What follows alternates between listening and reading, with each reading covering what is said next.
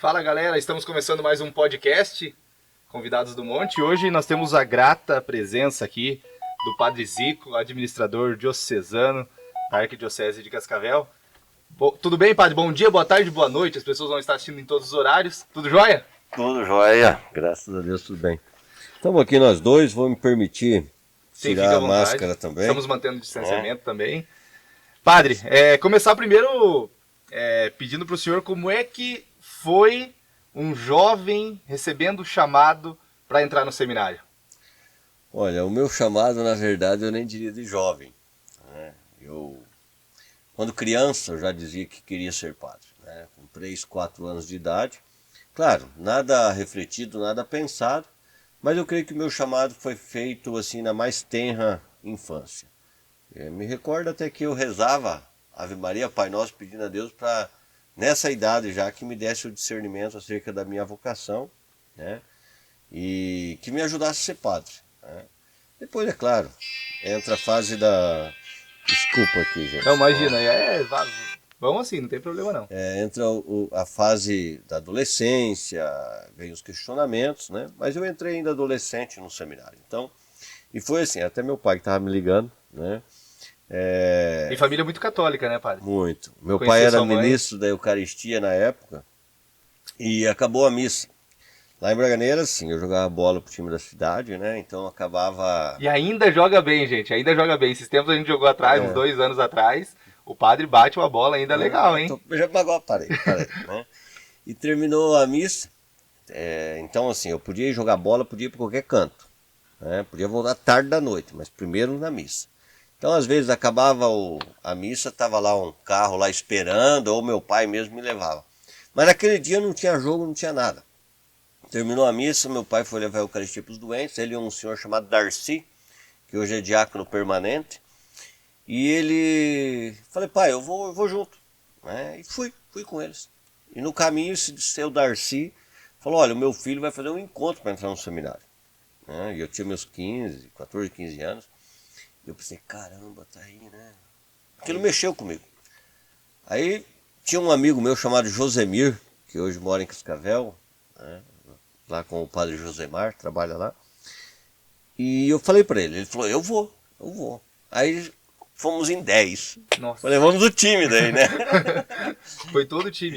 E foram fazer a experiência. Entramos em 4. Entramos em 4, 2 ficamos padre, o José Marques, que foi ser missionário na África, e eu que fiquei na diocese. Que ano isso, padre? Isso foi em 89. Foi Dom Armando ainda. Era tempo do Dom Armando ainda. O senhor teve essas 3 experiências, então. Como seminarista, não como padre, não teve com o Dom Armando, né? Só como seminarista. Não, quem me ordenou já foi Dom Lúcio. Dom Lúcio. Sim. Como é trabalhar com esses 3? Como é a relação? Qual as diferenças, no geral, dos 3 bispos que passaram aqui por Cascavel? Eu pouco convivi com o Dom Armando, Eu convivi mais com o Dom Armando depois, quando ele já era emérito, do que quando ele era bispo. Embora a gente tenha tido... Ele que me crismou, Dom Armando, mas não convivi tanto. Mas Dom Armando, ele era muito, muito próximo, muito sereno, era um bispo muito simples, muito planejador, muito de organizar. Construiu tudo, toda a arquidiocese, muita coisa, O Dom Lúcio, por característica, ele é um pouco tímido, e isso faz com que ele seja mais fechado um pouco, mas é timidez. Às vezes as pessoas podem interpretar de outra forma, mas é timidez. É uma pessoa mais introvertida um pouco, um alemão. E antes de entrar no Dom Mauro, aí o senhor teve um período que foi para Roma, né? Estudar. Daí assim, os bispos ali, Então, e Dom Lúcio que me ordenou. Depois Dom Mauro, que quando eu voltei de Roma, já era Dom Mauro. Já era Dom Mauro. Já era. Na verdade, não. Na verdade, eu fui ordenado padre no ano 2000. Lembro-me muito bem de São João Paulo II, que falava os padres do novo milênio, Sim. E era uma chamada muito forte. E comecei na catedral como vigário, fiquei 4 anos e meio, 4 anos como vigário na catedral. Padre Grapeja, ele era o pároco, Aí também ajudei um pouco na Neva, E passado esses 4 anos, aí tivemos a dor da despedida de Padre Grapeja. Eu fiquei como administrador da catedral, né, até a chegada de Dom Peruso, que assumiu e me sucedeu na catedral. E eu fui para Roma, Dom Peruso estava em Roma, Peruso concluiu os estudos e veio. E eu fui para lá. E eu retornei em agosto, aliás, de 2007. E Dom Mauro tomou posse dia 25 de janeiro de 2008. Né? E aí eu estava em Santa Teresa, já designado por Dom Lúcio, já havia assumido a paróquia lá.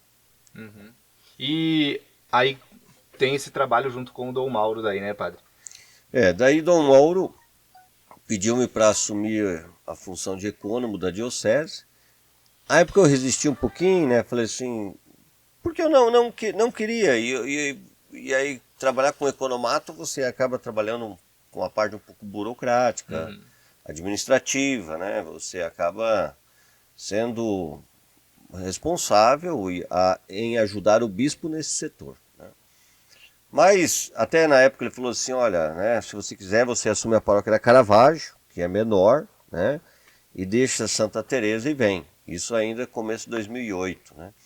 Daí eu falei, olha, meados de 2008.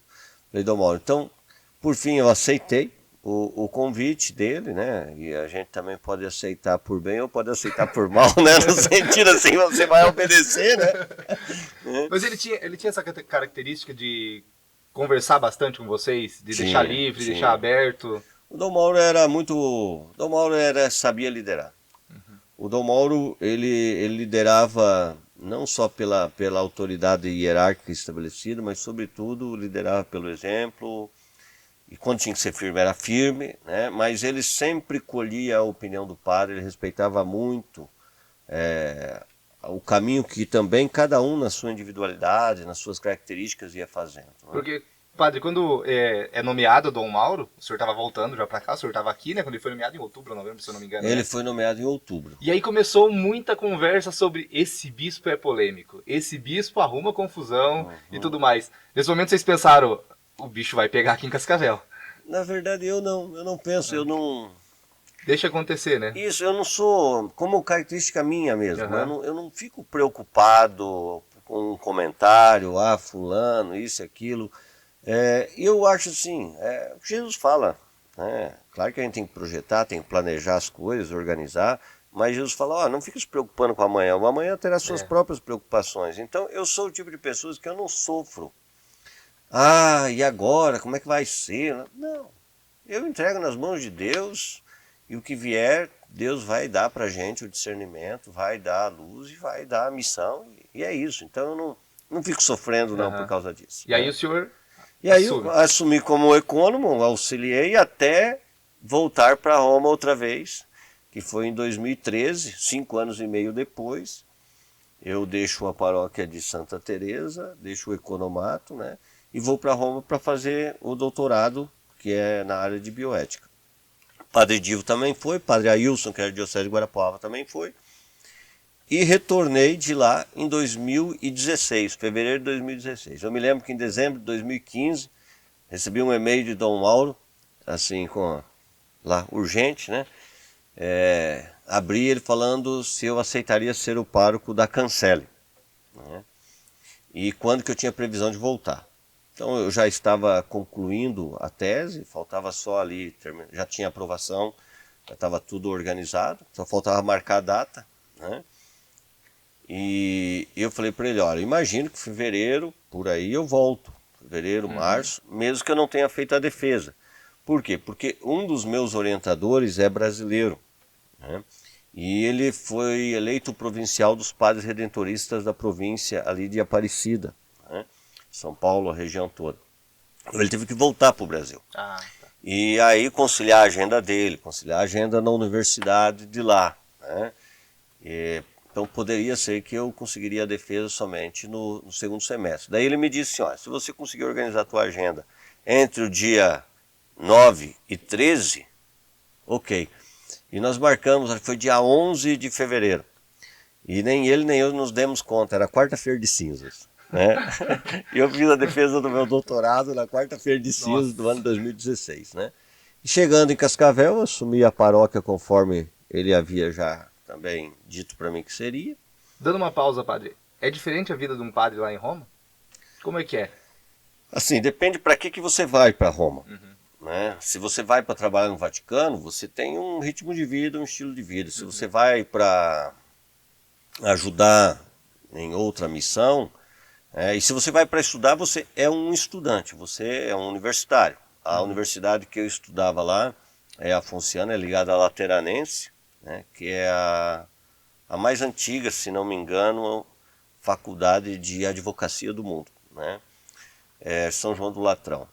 E essa faculdade, ela é muito... Tem um setor, que é o setor da teologia moral, né? Porque essa faculdade ela tem curso de engenharia, medicina, tem tudo, né? Então, eles têm também o curso de teologia, que é, então, um setor, fica num prédio separado, a uns 800 metros, que se chama, e que está sob o cuidado dos redentoristas. Então, é a Afonciano. Né? Ali é só mestrado e doutorado. Então, nós era mais ou menos lá uns 300 mestres e eu acho que uns 200 doutorandos, mais ou menos. Então, Muitos padres.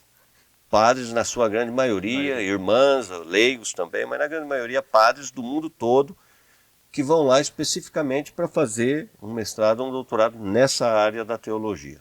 Né? Que legal. E aí volta e assume o Cancelli. Assume o Cancelli, né? E depois, passado foi em maio, mais ou menos, Dom Mauro, lá no seminário, chegou do meu lado, assim, pegou no braço assim, por cima do meu ombro, né? Falou assim, eu quero que você seja o meu vigário geral, né? Na hora fiquei assim reticente, porque é uma função dentro do clero, digamos assim, após o bispo, é a função que mais te compromete, te traz atividades, trabalhos, e é uma função realmente de grande importância dentro da diocese, né? Pensou muito? E aí eu falei para ele que, olha, Dom Mauro, escolhe outro, né? Aí ele falou assim, amanhã eu vou lá almoçar contigo, né? Aí no outro dia ele foi, né? E até conversei com o padre que eu morava, né? O padre Odair, ele falou, não, assume, é importante que você assuma. Depois também conversei com o meu diretor espiritual, que também falou que assumisse, né? Então, assumi desde então. Claro que acabei me aproximando um pouco mais ainda de Dom Mauro, né? E partilhando todas as grandes decisões. Ele era muito... Dom Mauro não tomava uma decisão importante sem ele consultar aqueles que dentro da igreja pertencem também de alguma forma a esse âmbito de decisões. Né? Embora o bispo pode tomar toda a decisão sozinho, né? Praticamente quase todas as decisões. Mas assim, mudar um padre do local, de uma paróquia para outra, né? De tomar uma decisão aqui e ali, ele me chamava, consultava, às vezes até pedia para que a gente fizesse um caminho, né? Dom Mauro partilhava muito a autoridade dele, né? E as decisões. E eu acho que isso fazia com que ele tivesse uma autoridade que era quase inquestionável, né? Porque todo mundo sabia que Dom Mauro, quando tomava uma decisão, porque ela já estava amadurecida, né? Ele não era uma pessoa de ímpeto, de tomar decisões de impulso, não. Dom Mauro era muito prático. Dom Mauro tinha uma sabedoria prática que eu devo dizer que poucas pessoas que eu conheci, mas muito poucas mesmo, tinham ou têm essa sabedoria prática que Dom Mauro tinha. E isso influencia, padre, depois da morte dele, de muitos padres, além dos leigos, falar assim, perdi mais do que um bispo, perdi um pai, perdi um amigo. Eu acho que o senhor também pode falar um pouco disso, né? O Dom Mauro, para nós do clero, até eu me lembro que já estando eu na catedral, quando ele me convidou para ser o pároco da catedral, que Dom Admir foi nomeado bispo de Erechim, eu o acolhi uma das primeiras vezes que ele foi na catedral, dizendo, né, o nosso pai, né, Dom Mauro, e recebi no Zap uma mensagem de uma pessoa, eu não vou dizer desdenhando, mas assim, quase numa crítica bastante ácida. Olha, chamar ele de pai, que coisa é essa, tal, como se a gente tivesse tipo assim um bajular. Sim. É porque a pessoa não entende de fato a figura do bispo na igreja, e particularmente para nós do clero, né? nós renunciamos a constituir uma família e constituímos o presbitério uma grande família, né? Eu sou abençoado de ter meu pai, minha mãe, um irmão aqui em Cascavel, tudo. Eram meus paroquianos na Cancele, meu irmão é meu paroquiano na Catedral, né? Mas, assim, é um vínculo muito maior do que um vínculo de um funcionário com um patrão, chefe, né? Ou algo assim. Não, ele é um vínculo constitutivo, digamos, de sentimento e de entrega, que foi gerado não pela carne, mas foi gerado justamente pela tua entrega. É um vínculo espiritual que você estabelece. E a gente vê na figura do bispo essa figura da paternidade também, né? E, aliás, todo fiel deveria também ver essa figura, né? E, por vezes, como pai, ele chamava a atenção quando era necessário, e como pai também colocava debaixo do braço e aconselhava, e protegia, e cuidava, né? E muitos leigos descobriram isso também, né? Conseguiram, por exemplo, criar essa proximidade de, em algum momento difícil de sua vida, ir lá conversar com o bispo para tomar uma decisão, para pedir uma orientação, né? E Dom Mauro era muito aberto. 2 dias por semana, praticamente, a agenda de Dom Mauro era aberta para quem quisesse ir lá conversar com ele, né? Então ele permitiu isso. E outra, Dom Mauro, aquele jeitão simples, né? Ele estava onde estavam as pessoas, ele era um tímido um pouco em algumas coisas, mas ao mesmo tempo ele tinha necessidade de comunicar-se. Sim, né? a gente falava isso com o Padre Gilmar, né? Isso. O Padre Gilmar até citou, ele é um bispo 1,99, acessível ao povo, né? Ele gostava de entrar na vida das pessoas, né, padre? Dom Mauro era sempre muito próximo. Então, assim, tinha uma festa na comunidade, ele não ia lá e sentava numa mesa e ficava lá, né? Não, ele saía, daí comia um negocinho ali, tal, né? E estava andando. Consequentemente, ele permitia, né, a criação deste vínculo, sem nunca também perder toda a autoridade própria, ou de perder a postura própria que o arcebispado e a função dele requeria, mas ele conseguia manter isso tudo muito bem equilibrado, né? Então, Dom Mauro se tornou uma pessoa muito próxima, muito amiga, Pai. né? Pai, e ao mesmo tempo, né, também era aquela figura que quando precisava falar, falava, né? E seja não só para os padres, seja para os fiéis leigos, e seja sobre temas internos da igreja, mas também temas que acabavam tocando as realidades sociais e que precisava às vezes de uma palavra de alguém que pudesse ter a coragem e também o peso da palavra para se posicionar. Ele se posicionava, né? Por isso, a ideia lá, o bispo polêmico lá, Dom Mauro não fugia. Se ele tivesse que tomar uma posição, ele tomava e pronto. Né? Né? E essa realidade, padre, de um bispo muito próximo da comunidade, dos leigos, dos padres, é uma realidade ou é uma exceção hoje? Ou você acha que hoje há uma abertura maior? A grande maioria é uma realidade. Eu digo assim, eu conheço, e agora conheci praticamente todos os bispos do regional, né? Eu tenho vários amigos bispos que eram padres, e eu estou com 21 anos de padre, então a gente já começa, né, a ter alguns amigos aí. E são muito próximos, são muito simples, né? Hoje de manhã eu conversava com o Dom Jeremias, que é o arcebispo de Londrina, né? Um homem também que a própria diocese de Londrina ainda não o conhece totalmente, né? Mas um homem de uma bondade, de uma seriedade, de uma preparação, de um coração, de uma simplicidade, né? Eu digo assim, os bispos, eles têm, e é uma questão também que Papa Francisco vem colocando, né? Ele quer bispo, ele quer padre com cheiro das ovelhas, a expressão do Papa, né? Ou seja, você só vai ter o cheiro da ovelha se você está perto da ovelha, se você mexe com ela, né? Se você trabalha com ela, se está ali, né, no ambiente dela. Senão você não tem. Então o que o Papa está a dizer? Quero bispos assim. E claro que isso entra no critério das escolhas. Quem será bispo? Acaba entrando esse aspecto também, né? Aí é claro, tem algum bispo que tem um perfil mais intelectual, um perfil mais administrativo, né? Mas não é uma exceção o estilo de Dom Mauro, não. E nós falávamos disso também com o Padre Gilmar. O Dom Mauro não tinha essa característica tão forte do bispo intelectual, né, padre? Aquele que vai lembrar muitos documentos, falando muito aprofundado e tal. mas ele compensava muito nessa parte de ter o cheiro da ovelha, né, padre? De ter palavras fortes também quando precisa, de exortar os fiéis, mas também de amar O muito. Dom Mauro não era um intelectual. Dom Mauro era um comunicador. Sim. Né? Dom Mauro se comunicava por frases simples, por expressões, né? Ele fazia com que até às vezes a comunidade, numa crise, numa situação, repetisse certas frases, provocava que a comunidade desse a resposta, né? Interagia, usava de um modo de se comunicar e tinha uma voz potente, Sim. uma voz que favorecia bastante ele, né? Então, assim, ele se comunicava muito bem, né? Não que ele não tivesse o seu conhecimento intelectual, tinha sim, né?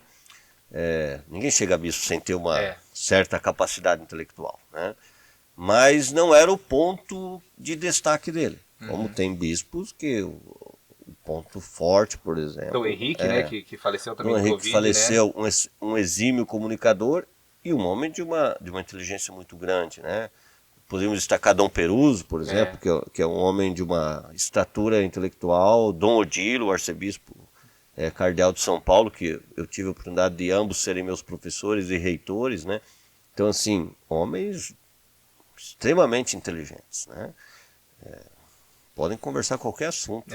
Eles são muito... E aí, padre, a gente vem, o senhor recebe também a missão, e é uma missão muito, muito grande e muito importante, além de vigário, pároco da catedral. Conta um pouco como é que foi esse chamado. Quando Dom Admir foi nomeado bispo escolhido, né, e nomeado bispo para Erechim, no momento em que o Vaticano nomeia um padre para bispo de uma diocese, ele já não é, digamos assim, que ele passa a viver um certo limbo. Né? Ele não é pároco e também não é bispo ainda. Ele já não pertence mais àquele clero dele. Portanto, ele não pode ter mais funções naquela diocese. Né?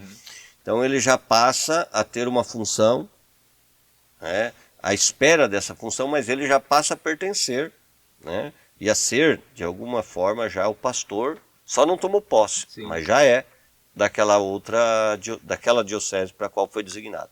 Então, ficou a catedral vacante, né, sem pároco, e nós estávamos, e ainda se encontra, né, no processo de construção da igreja ali, da Cancele, né, que é uma obra muito linda, muito também exigente.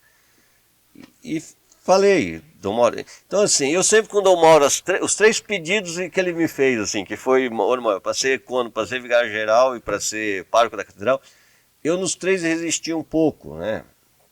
Porque eu confesso que eu não queria, não que eu não quisesse trabalhar na catedral, é uma paróquia maravilhosa que eu amo de coração, e foi onde eu comecei meu ministério, e eu sou grato a Deus por ter começado ali, pela grande escola que essa paróquia foi para mim, né? Juntamente com o padre Grapeja. Mas eu tinha um projeto muito desafiador na Cancele. Queria terminar, né? Primeiro, talvez. E com leigos que assumiram junto. Então eu me sentia numa situação assim de ter que estar com eles, né?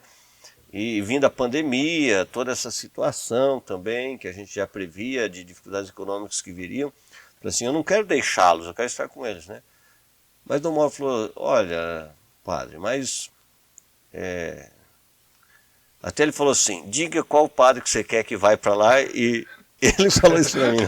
Ele falou assim, pode dizer qual padre você acha melhor. O padre Claudio tem uma experiência muito grande em administrativo e em construção, né? Eu tinha feito ali na Neva também. E aí eu falei, olha, então eu vou aceitar o convite do senhor, porque ali, de fato, se eu não aceitasse, ele não me tiraria da Cancele. Ele respeitaria, né? E fui para a catedral, que é onde eu comecei. Né? Na catedral eu brinco, ali na catedral eu fui seminarista, né? Eu fiz o estágio pastoral 4º ano ali, eu fui diácono ali, eu fui vigário ali, eu fui administrador paroquial com a morte do padre Grapeja e não tinha sido pároco. Aí Dom Mauro me nomeia pároco. Então, assim, é uma paróquia que eu exerci todas as funções que poderia exercer já ali, né? Então, e estamos ali. E a última missão que ele te dá, né? É a última missão que ele me dá. Né?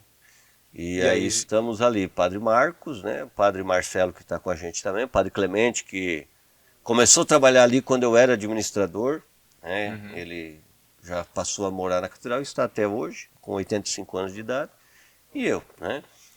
E aí a gente está também com esse trabalho na diocese, nessa missão enquanto não chego no arcebispo, e também cuidando da capelania militar, né? A Sim. paróquia militar. E aí, padre, meses depois, ou um ano depois, ali, algum tempo depois, vocês ficaram sabendo da notícia que Dom Mauro foi internado, ou o senhor já soube antes que ele estava mal, que ele não estava muito bem? Olha, Dom Mauro foi internado, eu posso pecar, mas eu me lembro exatamente que era na segunda-feira de carnaval. Eu era. Né? Uhum. Eu tinha ido pescar, tá? E aí cheguei do Rio, eu e meu amigo Clênio, Dr. Clênio, a quem parabenizo, ficou vovô, né? E a Flora nasceu a Cecília ontem, né? Então, eu olhei o celular e vi que era uma mensagem do Padre Gilmar. Eu dei retorno e falei, Clênio, eu tenho que ir embora, né? Nós fomos para pescar segunda e terça, né? Uhum. E viemos, estava ali em Foz. Viemos embora, vim embora. Mas na quinta-feira de manhã ainda, nós tivemos uma reunião de conselho de pastoral, se eu não me engano, e eu sentado à direita de Dom Mauro, sempre o vigário-geral senta costume ali, né, da diocese, senta à direita e lê os documentos, e o bispo consulta algumas coisinhas ali, né, no ouvido, e eu me lembro, né, que por 2 ocasiões ele veio até próximo a mim assim, né, e deu uma cochichada, né. Mas ele estava com uma aparência um pouco quieto, mas bem. Aí eu perguntei, depois eu tinha que justamente tratar algum assunto e segunda-feira ele tinha me pedido para participar de uma celebração, e daí eu falei que tinha planejado de estar fora, né. Ele falou, não, então vai lá, aproveita, vai, descansa um pouco, porque o ritmo é bem puxado dia a dia da gente, né. Então quando a gente aproveita, eu saio, porque se eu não saio, você trabalha. Não tem como você falar, eu não vou dar uma unção dos enfermos. Não tem como você falar, eu não vou atender uma pessoa, a confissão que ela está precisando. Eu não vou fazer um velório. Você não tem como. O padre, se ele está, as pessoas às vezes não imaginam isso. Mas o celular, a vida da gente, se você quer tirar um dia de folga, você tem que ir para um lugar que realmente ou não te encontrem, ou que você possa dizer, olha, eu não chego a tempo, eu não tenho como. Porque senão você vai estar o tempo todo atendendo a comunidade, né? Não é, isso é uma constatação. Eu amo, nós amamos o que fazemos, é uma missão, mas quando a gente quer descansar tem que dar um pulinho para fora. E né? precisa, né, pai? Então, o Dom Mauro estava assim, eu perguntei para ele, e o senhor, como é que está? Ele falou, não, eu estava com uma dor no estômago e tal, e um pouco de desinteria. Falou, mas já estou melhor, hoje eu estou bem melhor. E aí, né, essa situação aí, e depois disso eu conversei com ele uma vez só. Dentro do hospital o senhor conseguiu conversar? Dentro do hospital, era uma necessidade realmente grave, ele sentiu também a gravidade, porque ele já sabia daí, nessa altura, ele já estava na UTI, né, e uma situação que ele sabia que poderia acontecer, né, a realidade que sucedeu. E eu, como vigário-geral, ele precisava, né, de passar para mim situações que só eu poderia ali estar encaminhando, pelo menos uma delas, né? Tava sereno, padre? Tava normal? Ele estava um pouco agitado, estava preocupado, né? E foi a última vez que conversei com ele. Depois eu entrei no dia do óbito, no hospital, para fazer o reconhecimento dele. Daí tinha que entrar porque mudaram os procedimentos, não era mais feito o lacre, né, do corpo, dentro é uma bolsa, né, que todo um tratamento para não sair o vírus, né, e então... Um dos momentos mais difíceis que o senhor já passou? Foi difícil e muito triste, né, muito triste. Você vê assim, uma pessoa que você ama, que você quer bem, que você admira, que você tem proximidade, né? E em poucos dias, né? Muito rápido, né? E assim, o que a gente pôde viver? Eu acho assim, que nós vivemos, nós padres, né? Talvez nem todos, que também existem diferentes formas de vínculos que foram constituídos com Dom Mauro, né? Aquela realidade que as famílias viveram. Né? Então, assim, eu cheguei a ter dia de eu sepultar 3 pessoas de Covid. Nossa Senhora. Né?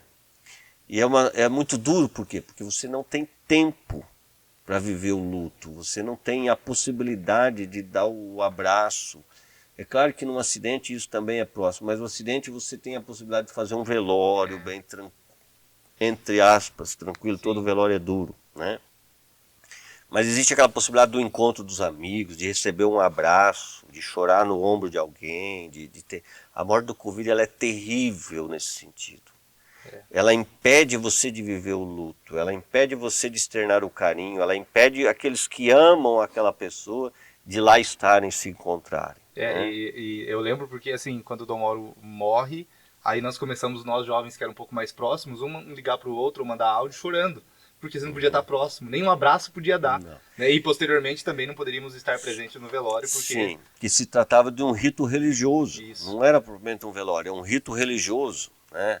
E isso as pessoas também têm dificuldade de entender, né? Que quando você faz um rito religioso, né, você está numa dimensão religiosa de liberdade religiosa.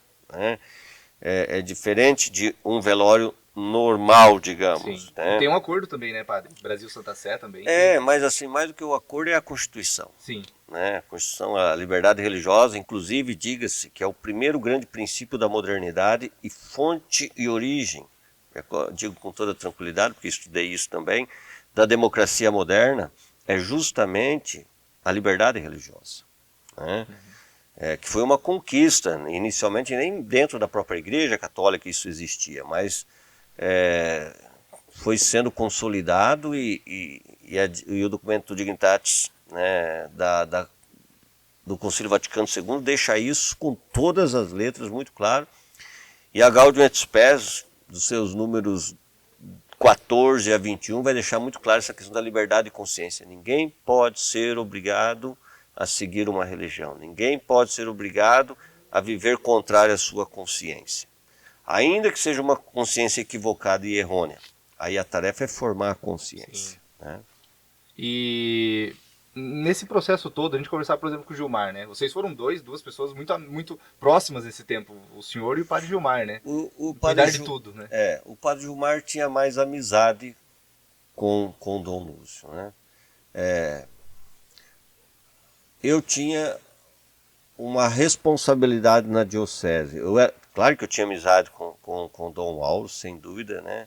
Mas a minha relação com o Dom Mauro é uma relação muito de companheiros, que juntos convivem ali, discutem e trabalham, né? E claro, esse processo ali, né, na ausência do arcebispo, a parte econômica fica um pouco mais claro para o econômico, né? Mas a administração pastoral da diocese, naquele momento, acaba ficando a responsabilidade sobre mim, né? Teve um momento que, inclusive, não sendo de minha competência, porque quem pode reunir o colégio de consultores é somente o arcebispo, né, ou o bispo, eu convidei o colégio para a gente fazer uma reunião para tratar um pouco da polêmica, né? E nessa ocasião eu já havia comunicado à nunciatura, o núncio Jean Batista de Quatro ligou para mim, né? E eu falei da situação, falei, eu sei, excelência, que eu estaria indo além um pouco daquela que é a competência própria minha de vigário-geral, mas é que o momento ele também exige, né, situações, e eu não quero tomar decisões sozinho. Né? Eu quero ouvir os pares, né, que são os membros do colégio de consultores. Ele falou assim, faça, conduza, e eu quero uma palavrinha também. E aí por o WhatsApp, né, com vídeo, uma chamada de vídeo, ele entrou em contato com a gente também, passou para a gente algumas orientações, né? E foi muito importante para nós também sentir essa proximidade nesse momento da anunciatura, por quê? Porque nos deu tranquilidade em conduzir, né, essas questões que são próprias, que a igreja tem todo o direito, tem toda a pastoral, tem toda a organização, né? Sim. Mas o grupo de padres, da Diocese de Cascavel, nós temos um clero muito unido, um clero muito sério, né? Os padres, eles assumem a diocese de fato como É igual assim, o cara que ama a família dele, ele assume e tá ali. Sim. Né? Pode ter uma encrenquinha, um enrosquinho Sim, aqui, que é normal, ali né, e tal, padre? que como existe numa família. Aham. Mas assim, todo mundo se quer bem, se ama, e é para cuidar dessa coisa aqui, desse setor aqui da igreja, vamos lá. Né? Então assim, Engraçado. foi também um momento de ficar mais claro e externado esse elemento unitivo, né, da diocese. E o quanto o bispo é importante também. Talvez Cascavel nunca tivesse sentido a ausência de bispo, porque nunca ficou sem bispo. É a primeira vez na história da arquidiocese que nós estamos sem bispo. Né? E às vezes as pessoas pensam, mas como assim, né? A igreja não colocar bispo para Cascavel? É um processo complicadíssimo nomear um bispo. Um arcebispo ainda mais. Né? São vários ritos e percursos a serem seguidos. Isso é bom também explicar, padre. A gente, até nós que somos um pouquinho mais adentrados dentro da igreja, temos um pouco de dificuldade de saber como é que acontece um pouco esse processo. É o núncio que acaba indicando ao Papa, é isso? É assim, o processo para um arcebispo ele é diferente de um processo para bispo. Né? O processo para bispo é o nome de um padre que ele começou a ser... Todo ano os bispos indicam nomes de padres que eles entendem que poderiam ser bispo. Uma vez que esse nome aparece com certa frequência, e esses nomes estão com a anunciatura, por isso a anunciatura é aquele que anuncia, que tem também, o núncio tem a função de embaixador também do Vaticano junto ao Brasil. O Estado do Vaticano, né, é uma nação. E o núncio começa a enviar cartas para padres, todo mundo sob sigilo pontifício, ou seja, você não pode, se você quebrar o sigilo, você pode até ser afastado da tua função de padre, né?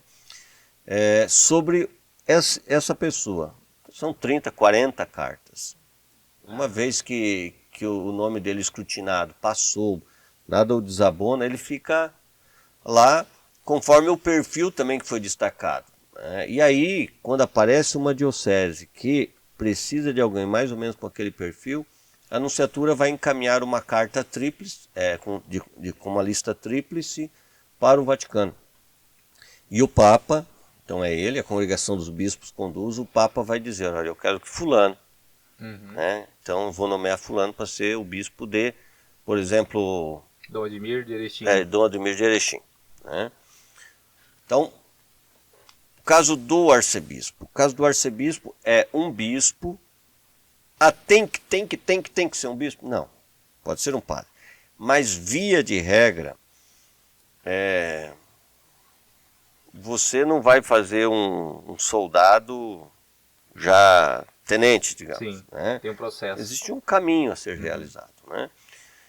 Então, o Papa e a igreja ela sempre procura respeitar esse caminho, que é um bispo ser elevado a arcebispo. E não é um título dado em si para o arcebispo, é um título que pertence à igreja de Cascavel. Tá. Entende? Então quem vier para cá vai ser arcebispo. Não é um arcebispo que vem para cá e por isso somos arquidiocese. Não, nós somos arquidiocese. A igreja de Cascavel tem esse título. Ela é o arqué, ela é a primeira, não na origem, porque Toledo é mais velha, mas na ordem de organização, de estrutura, de funcionamento da Igreja Católica. Né? Então, pode vir um arcebispo? Pode ser um pode ser arcebispo também. transferido para cá, mas é raro que isso aconteça. Muito raro. Né? Porque a nossa arquidiocese, se fosse uma arquidiocese tipo Curitiba, que é grande, você transfere um arcebispo de Cascavel, por exemplo, para ser arcebispo em Curitiba. Né? Mas a nossa arquidiocese ela tem um título importantíssimo, mas ela não é uma cidade, não desmerecendo Cascavel, né? Mas você não compara ela. Pra você ter ideia, tem 40 e poucas arquidioceses no Brasil só. Então nós temos um título como igreja que é grandíssimo. Né? Então assim, quase sempre esse título é pertencente a grandes cidades mesmo. Né? O Paraná é até exceção em ter 4 arquidioceses. Se você olhar o Rio Grande do Sul, agora que tem a segunda, que é Santa Maria. Senão era só Porto Alegre. Santa Catarina, até hoje, só Florianópolis é arquidiocese. Sim. Né? Mas o Paraná é mais democrático. Paraná, Dom Pedro Fedalto, diga-se de passagem, foi um arcebispo que teve uma visão muito grande, foi abrindo, e antes dele também outros. Mas é uma característica da Igreja do Paraná, ela é mais aberta, né? Ela é mais democrática no sentido das instâncias de poder, poder mais dividido. Então nós temos Maringá, Londrina, Curitiba e Cascavel. Depois, no sul, temos só Florianópolis, Santa Maria e Porto Alegre. Então, olha em termos de título, sim, a importância da igreja de Cascavel. Mas não vem um arcebispo porque é difícil você trazer um arcebispo. Então, é quase sempre um bispo que é nomeado para ser o bispo de Cascavel, e como Cascavel é a arquidiocese, ele será arcebispo. Entendi. O título é da igreja, não é da pessoa. Sim. E é interessante isso. Então o núncio ouve a arquidiocese, né, padre? Aí, por exemplo, nós ficamos vacante. Existem dois caminhos. Ou o Vaticano, ele vai anunciar, deixa eu dar uma olhadinha no tempo, né? O Vaticano vai dizer assim, ó, vamos nomear um administrador apostólico. Isso significa que será um bispo nomeado pelo Vaticano para temporariamente administrar a diocese. Ou ele pode dizer assim, siga-se conforme a orientação própria ali e proceda-se à eleição do administrador diocesano. Então veja, um é administrador apostólico, bispo, é o Vaticano quem o nomeia. Geralmente próximos, dioceses próximas. Isso, geralmente o arcebispo, o metropolita, no caso nós somos o metropolita, então nem tem metropolita, ele vai nomear alguém, né, a pedido do Vaticano. E o Vaticano confirma, então ele administra, aquele bispo administra aquela diocese em nome de um mandato que vem direto do Vaticano. A nomeação dele vem pelo Vaticano. No caso do administrador diocesano, ele é eleito pelo colégio de consultores. O colégio de consultores tem que estar completo. Então, olha a organização de Dom Mauro. Se tivesse só 5 padres no colégio de consultores, nós não poderíamos eleger o administrador diocesano. Porque o direito, regra canônica, que o colégio tem que estar completo, ou seja, composto pelos 6 membros dele. O colégio estava completo, né? Então, nesse momento com a morte de Dom Mauro, quem passou a assumir a responsabilidade, morreu Dom Mauro, eu não era mais vigário-geral, cai tudo. Perde todas as funções. Né? E o membro do colégio de consultores mais velho é quem conduz o processo. Então, o Monsenhor Chesquim era o membro mais velho, e naquele espaço de tempo, ele que ficou responsável de conduzir e de governar a diocese naquele espaço até eleição do administrador. Ele já marcou para o dia seguinte. Então, no dia seguinte, a Anunciatura passou um comunicado que, de fato, o Vaticano não faria nomeação, não indicaria um administrador apostólico, e que era para escolher. E o Colégio de Consultores, então, por 5 votos a 1, escolheu a mim. Eu votei em outro padre, né? Então, né? E a partir daí, a Anunciatura entra em contato comigo, pede para mim mandar todos os meus dados lá para a Anunciatura.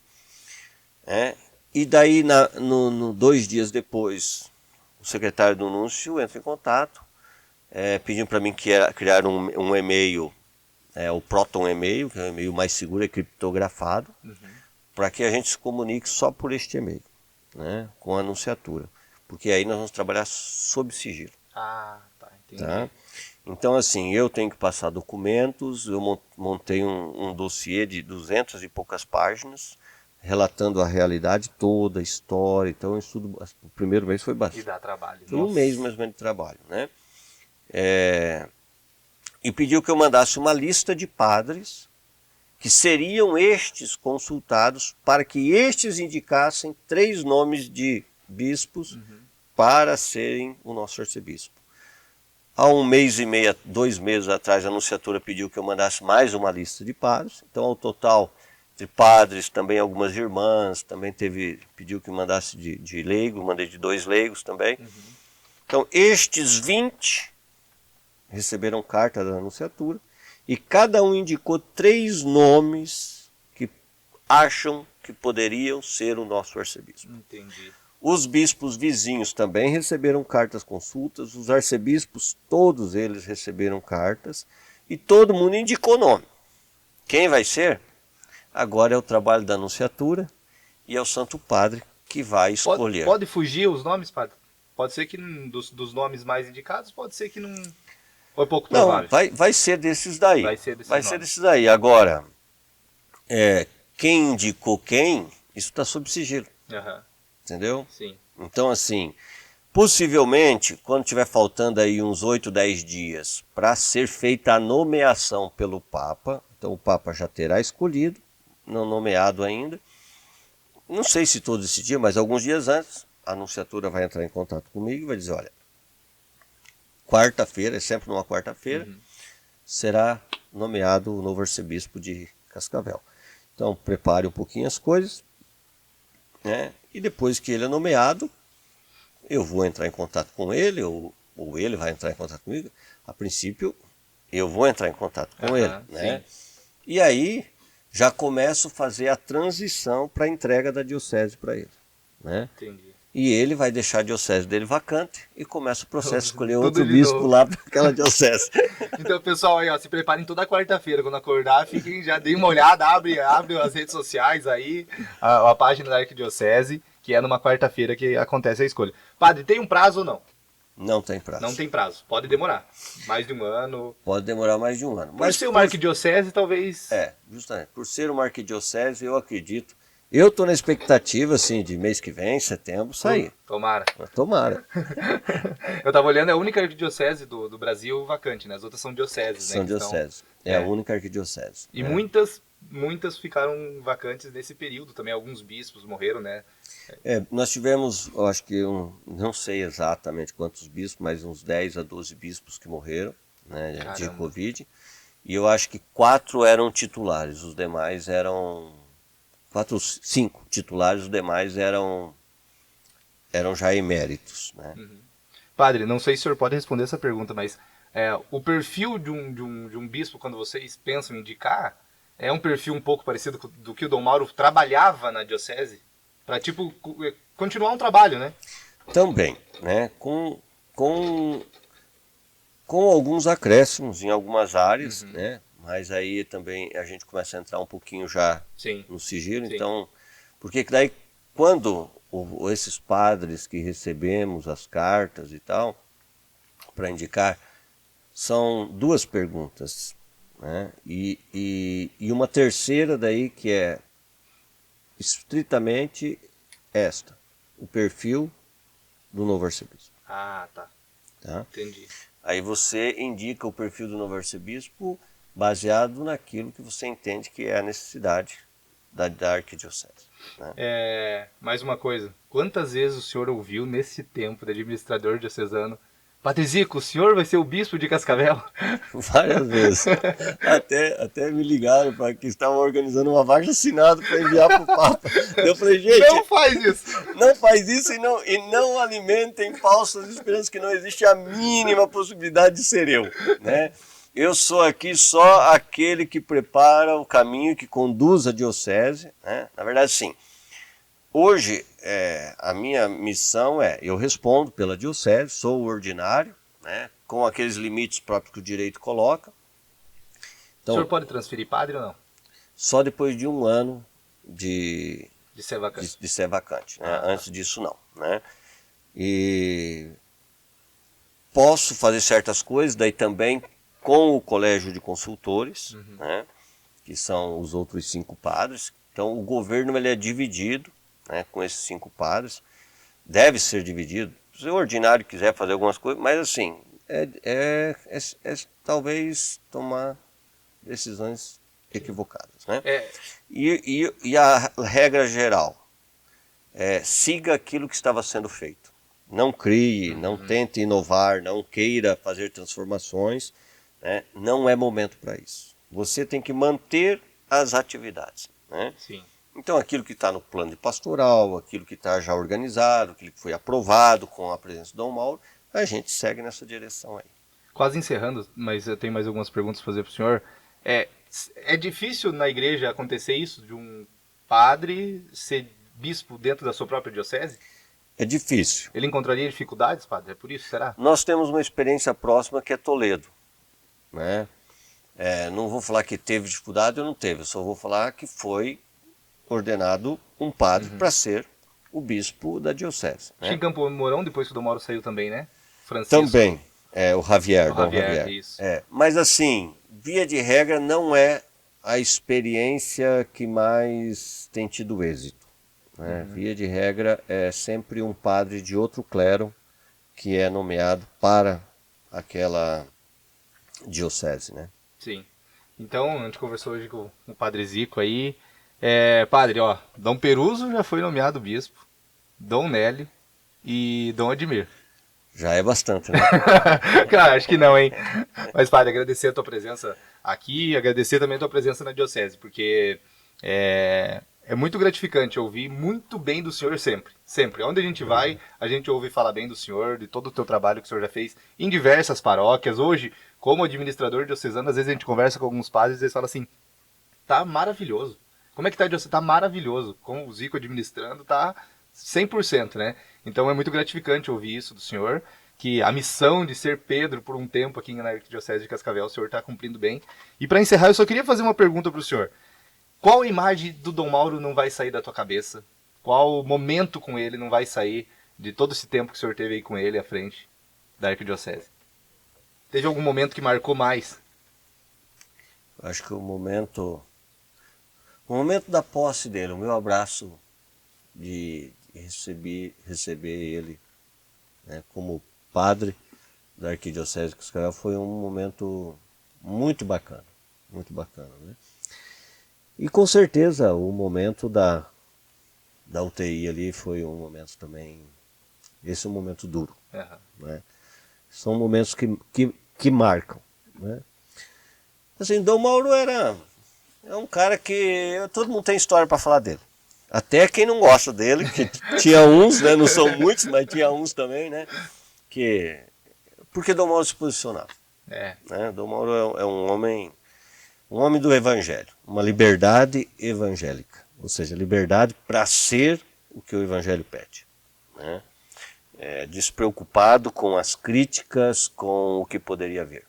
O homem do evangelho. Errava?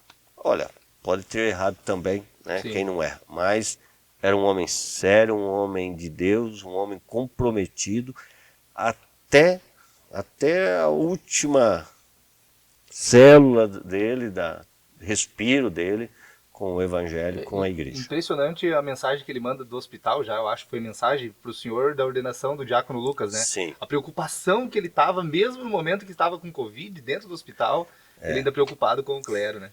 Ele, inclusive, quando estava lá, ele pediu que eu desse o celular para ele mandar essa mensagem para mim, né? Porque ele falou assim, Zico, eu preciso mandar essa mensagem, né? Daí ele gravou, né? Mandou a mensagem para que eu pudesse dar andamento para a ordenação do Lucas também. Tá. Entendeu? Sim. Então isso era um ponto que precisava... Chancelando o que pode ser feito, né? Então assim, quando ele manda a mensagem para a igreja, isso tem valor de documento. Sim. Né? E depois outras coisas ali que ele pediu também para encaminhar e coisas, né? Mas eu diria assim, também agora, eu agradecendo ao clero de Cascavel, que são meus irmãos no ministério, né? Alguns mais velhos que eu, né? Outros chegandinho, né? Dia 19 de setembro teremos ordenação de padre, então, do diácono Lucas. Sim. Né? Meu primo. Teu primo, né? Olha que bacana, né? O Lucas é um menino maravilhoso, muito bom, né? Acho que Deus... E fruto também do chamado Dom Mauro, né? Também. Que é um legado, o senhor falava do legado dele, né? Logo depois que ele morreu. O seminário, as vocações, um aumento grande com a presença de Dom Mauro, né? E quero também agradecer a vocês, jovens, né? A nossa igreja de Cascavel, ela é abençoada, porque assim, nós temos teu exemplo, né? E da gurizada que está aqui, né? Jovens que realmente procuram viver o evangelho, que amam a igreja, que se dedicam, que compreenderam a mensagem de Jesus e estão na batalha, né? Estão aí no discipulado, né? E estamos todo mundo procurando, né, viver o evangelho e ajudar o mundo a vivê-lo, né? O evangelho é maravilhoso, é lindo. quando as pessoas compreendem o que é o Evangelho, que entendem a palavra que significa boa notícia, né? Então tem algo diferente aí, né? E eu acho que em Cascavel temos a graça de ter um grupo que é ali que carrega o piano, vamos dizer assim, né? De jovens e que vão aí levando o Evangelho para tantos outros jovens, como exemplo desse programa aqui, desse trabalho que estão fazendo. Tamo aí, padre, tamo junto aí. Eu tinha prometido pro Gilmar, quando o Dom Mauro não tava muito bem, eu falei, padre Gilmar, o senhor e o padre Zico e o Dom Mauro, ele vai sair dessa, vão comer um churrasco lá em casa um dia desse. Dom Mauro não está presente, mas com certeza tá no céu. E vamos marcar esse churrasco aí, que nós vamos comer uma picanha lá junto. Convite aceito. Beleza, gente? Obrigado. Esse aí foi o Padre Zico, nosso administrador diocesano. Deus abençoe vocês. Obrigadão. Valeu.